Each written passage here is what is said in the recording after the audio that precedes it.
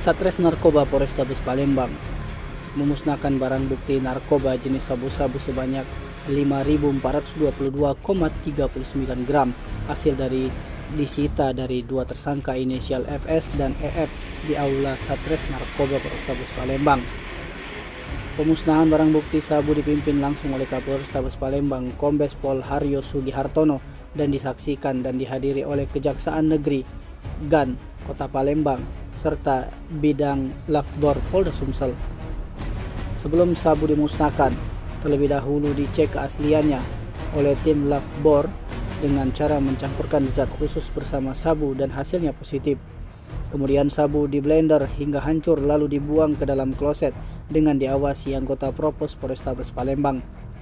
Kapolrestabes Palembang Kombes Pol Haryo Sugihartono didampingi Kasat Narkoba AKBP Mario Ipandri mengatakan kegiatan pemusnahan barang bukti narkoba itu guna menghindari dari adanya penyalahgunaan sehingga diwajibkan dimusnahkan dalam rangka menjaga kondisi keamanan.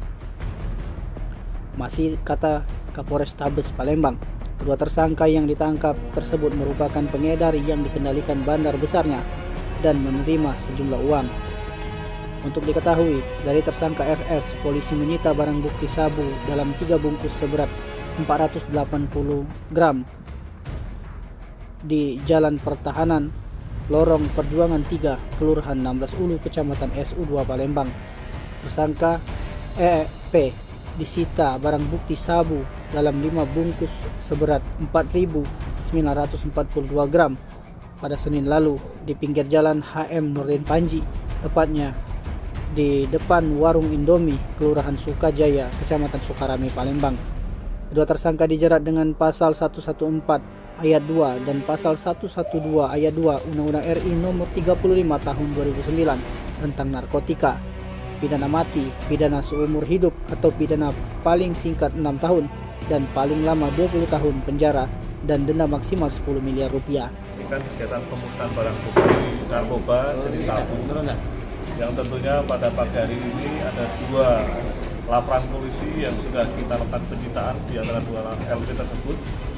LP yang pertama seberat 5, sekian kilo, kalau nggak salah 5,3, kemudian LP yang kedua seberat setengah kilo atau 500 sekian gram.